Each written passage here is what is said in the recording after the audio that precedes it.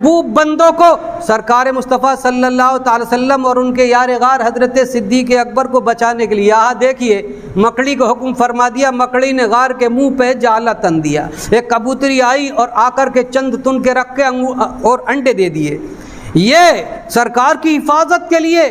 اب وہ آ کر کے دیکھتے ہیں ان کے قدموں کی آواز اندر غار میں حضرت صدیق اکبر نے سنی، گھبرا گئے، کہنے لگے سرکار اگر وہ اندر آ جائیں تو ضرور ہمیں تکلیف پہنچائیں گے۔ اس وقت کے حال کو اللہ تبارک و تعالیٰ نے سورہ توبہ میں یعنی 10ویں سپارے میں ذکر فرمایا، اذ قال لصاحبہ لا تحزن ان اللہ معنا، اور جب کہا اس کے صاحب نے تو اللہ کے رسول نے ارشاد فرمایا اپنے صاحب سے یعنی اپنے غار غار سے، اپنے ساتھی سے ارشاد فرمایا لا تحزن ان اللہ معنا، غم نہ کر اللہ ہمارے ساتھ ہے، غم نہ کر اللہ ہمارے ساتھ ہے۔ یہ کہا تسکین ہو گئی، یعنی اللہ نے سکینہ اتار دیا، قلب کو تسکین ہو گئی۔ اب جو انہوں نے دیکھا ان میں سے امیہ بن خلف نے کہا اس غار میں جھانک کر کے دیکھو تو ابو البختری کہتا ہے کافر ارے اس کا تو دماغ خراب ہو گیا، اگر کوئی اس میں اندر جاتا تو یہ جالا ٹوٹا ہوا ہوتا، جالا صحیح سلامت ہے، اس سے معلوم یہ ہوتا اس میں اندر کوئی نہیں گیا۔ اسی جگہ دیکھ کر کے اور واپس باہر سے باہر ہی وہ چلے گئے۔ سرکار مصطفیٰ صلی اللہ تعالی وسلم 3 دن اس غار میں رہے۔ رات کے وقت میں آپ کی یعنی حضرت صدیق اکبر کی بیٹی اسما بنت ابو بکر اور ایک غلام وہ آتے بکریاں لے کر کے اس جگہ آتے اور بکریوں کا دودھ دو کر کے سرکار کو اور حضرت ابو بکر صدیق کو پلاتے۔ 3 دن کے بعد میں سرکار مصطفیٰ صلی اللہ تعالیٰ علیہ وسلم نے مکے سے اس غار ثور سے نکل کر مدینے کی طرف عزم کیا یعنی چلے، تو عام راستے کو چھوڑ کر ایک غیر معروف راستہ اختیار کیا، یعنی کانٹوں دار جھاڑیوں کا راستہ تھا، نیچے بھی کنکر اور جھاڑیاں بھی تھیں۔ سرکار مصطفیٰ صلی اللہ تعالیٰ علیہ وسلم سے چلا نہیں جاتا تھا۔ جب آپ نے دیکھا حضرت صدیق اکبر نے قربان ہو گئے، کہا سرکار آپ میرے کاندھوں پر سوار ہو جائیے۔ سرکار مصطفیٰ صلی اللہ تعالی وسلم کو اپنے کاندھوں پر سوار کر کے حضرت صدیق اکبر کانٹوں دار جھاڑیوں سے چلتے چلے جاتے ہیں، پھر میدان میں ایک میدان میں پہنچے، وہاں جا کر کے آپ سفر سے تھکے ہوئے تھے، کچھ دیر آرام کیا، ادھر سے چلتا ہے ایک انعام کے لالچ میں اور جا کر کے اس نے اپنے گھوڑے کو اس جگہ پہنچا دیا۔ حضرت صدیق اکبر غم سے نہیں ڈال کہ اب تو یہ آ گیا اور یہ پکڑ کر کے ہمیں لے جائے گا، نہ جانے کیا کہے گا۔ سرکار نے وہی لا تحزن ان اللہ معنا، سرکار مصطفیٰ صلی اللہ تعالیٰ علیہ وسلم نے زمین کو حکم دیا، اس کا گھوڑا زمین نے پکڑ لیا، گھوڑا زمین میں گڑ گیا۔ وہ بیچارہ ایک مجبور لاچار بے بس کی طرح دیکھنے لگا۔ سرکار کو اس کی لاچاری پر رحم آیا، زمین کو حکم دیا، زمین نے اس کا گھوڑے کو اوپر کو نکال دیا۔ پھر دوبارہ سے اس نے کوشش کی، پھر اسی طریقے سے زمین نے پکڑ لیا۔ تیسری مرتبہ سرکار کے قدموں میں گر گیا اور کہنے لگا مجھے امان نامہ لکھ دیجئے۔ سمجھ گیا کہ ضرور یہ اللہ کے نبی ہے، امان نامہ لکھ دیجئے۔ حضرت صدیق اکبر نے امان نامہ لکھ دیا۔ سرکار نے ارشاد فرمایا اس وقت تیرا کیا حال ہوگا جب کسرا ایران کے کنگن تجھے پہنائے جائیں گے۔ اتنا سننا تھا، قدموں میں گر گیا، امان نامہ لے کر کے واپس آیا، کہہ دیا لوگوں سے جو تلاش کرنے والے تھے کہ ادھر کو کوئی نہیں گیا، جاؤ، پیچھے کو لوٹ گئے۔ چلتے چلتے ایک جگہ پہنچتے ہیں، جنگل بڑا ہرا بھرا تھا، نخلستان تھا۔ اس جگہ پہنچے، ایک کٹی سی دیکھی، ایک چھوٹی سی ایک کٹیا تھی، یعنی یہ کہیے کہ خیمہ لگا ہوا تھا اور باہر ایک سوکھی ہوئی بکری بندھی ہوئی تھی، اس میں ایک بڑھیا ام معبد جس کا نام تھا، وہ بوڑھی اس میں بیٹھی تھی۔ حضرت صدیق اکبر نے کہا کہ ہم مسافر ہیں اور مسافر کے لیے کچھ اگر ہو کھانے کے لیے تو پیش کرو۔ اس نے کہا اس وقت تو آپ دیکھ رہے ہو میرے گھر میں کچھ نہیں ہے، ہاں ایک چھوٹی سی یہ سوکھی سی بکری ہے، آپ چاہو تو اسے ذبح کر کے اس کا گوشت کھا سکتے ہو۔ حضرت صدیق اکبر نے کہا سرکار مصطفیٰ صلی اللہ تعالی وسلم نے ارشاد فرمایا اس بوڑھی سے کہو کہ کوئی برتن لے کر کے آئے۔ بوڑھی سے کہا، حضرت ابو بکر صدیق نے بوڑھی کہ برتن دو، مائی ہمیں برتن دو، اس کا دودھ دونا چاہتے ہیں۔ کہا اس کا دودھ تو بہت دنوں پہلے خشک ہو چکا ہے، کہا برتن تو دو۔ اس بوڑھی نے اپنی کٹی میں سے برتن نکالا، حضرت صدیق اکبر نے برتن لیا اور سرکار نے اس کے پشت پر اپنا نور والا ہاتھ پھیر دیا کہ ہاتھ جس سمت اٹھا غنی کر دیا موجے بحر سخاوت پہ لاکھوں سلام۔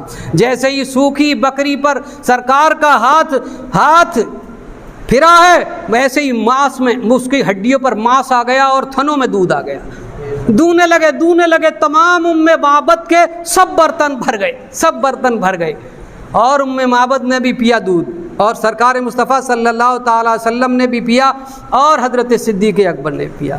ایک روایت میں آیا ہے کہ 8 سال تک وہ بکری لگاتار دودھ دیتی رہی۔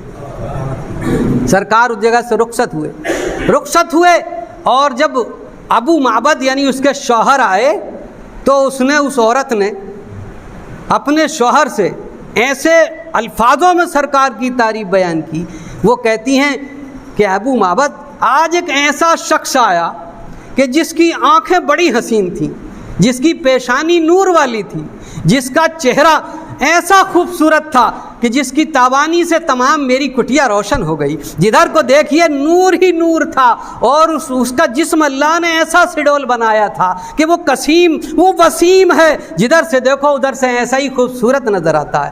یعنی اس عورت نے سرکار کی نعت ایسی بیان کی کہ اس کے الفاظ ابھی بھی حدیث کی کتابوں میں آتے ہیں۔ القصہ یہ، سرکار مدینہ صلی اللہ تعالی علیہ وسلم حضرت صدیق اکبر کے ساتھ مدینہ پہنچ جاتے ہیں۔ حضرت صدیق اکبر پھر بھی ساتھ رہے، جنگ بدر ہو تو ساتھ رہے، احد ہو تو ساتھ رہے، خندق ہو تو ساتھ رہے، ہر جگہ سرکار مصطفیٰ صلی اللہ تعالی علیہ وسلم کی جانثاری کا مزہ پوچھے کوئی صدیق سے، اس مبارک غار کی، اس یار کی باتیں کریں۔ آؤ مل کر ہم سبھی پیار کی باتیں کریں، پیارے آقا احمد مختار کی باتیں کریں۔ حضرت صدیق اکبر ہیں، دیکھیے اخلاق و عادات میں سرکار مصطفیٰ صلی اللہ تعالی وسلم کی ایک ایک ادا کو چن کر ڈھونڈ کر پورا کرنا چاہتے تھے۔ ایک بیوہ عورت تھی، یعنی آنکھوں سے نابینا اور بیوہ عورت تھی۔ سرکار مصطفیٰ صلی اللہ تعالی وسلم اس کے گھر میں جا کر کے اس کی بکریوں کا دودھ دوتے اور اس کے گھر میں جھاڑو لگاتے، اس کے گھڑے کو پانی سے بھر کر رکھتے، اس کے لیے کھانا بنا کر کے کھلاتے۔ سرکار کے انتقال کے بعد حضرت صدیق اکبر جب خلیفہ ہوئے، پوچھا اپنی بیٹی حضرت عائشہ صدیقہ سے، ام المومنین سے، بیٹی کیا تمہیں کوئی ایسی بات معلوم ہے سرکار کی جو مجھے معلوم نہ ہو؟ تو حضرت صدیقہ نے کہا کہ ہاں وہ شام کے وقت میں روٹی پکوا کر کے مجھ سے اور اس کو چور کر دودھ میں اسے بھگو کر کے لے جایا کرتے تھے، ادھر کو لے جایا کرتے تھے۔ حضرت صدیق اکبر نے اسی طریقے سے اپنی بیٹی سے دودھ میں روٹی وہ گندوائی، دودھ میں روٹی چڑوائی اور اسے لے کر کے چلتے ہیں۔ جا کر کے دور بستی میں دیکھا ایک چھوٹی سی کٹیا ہے، یعنی خیمہ ہے ٹوٹا پھوٹا سا، اس میں ایک بوڑھی عورت بیٹھی ہوئی ہے۔ سمجھ لیا اسی جگہ آتے ہوں گے آپ، رات کی تاریکی میں مغرب کے بعد پہنچے اور جا کر کے اسے کھانا کھلایا۔ جیسے ہی کھانا کھلایا تو اس نے سمجھ لیا کہ آج آدمی دوسرا ہے، کہنے لگی آپ تو نہیں ہے جو روز آنے والے، آج دوسرا کوئی آدمی ہے۔ تو آپ کی آنکھوں سے آنسو نکل آئے، کہا کہ سرکار مصطفیٰ صلی اللہ تعالی وسلم کا انتقال ہو گیا، وصال ہو گیا، میں ان کا غلام ہوں، ان کا خادم ہوں، اور آپ کی خدمت کے لیے ہر روز اسی طریقے سے آیا کروں گا۔ تو اس کا مٹی کا گھڑا بھر کے آتے اور اس کے گھر میں جھاڑو لگا کر کے آتے۔ ایک یتیم بچی اس کی بکریوں کا دودھ دوتے، جب آپ خلیفہ بن گئے آتی ہے اور آ کر کے کہتی ہے اب تو آپ خلیفہ ہو گئے، میری بکریوں کا دودھ کون دوہے گا؟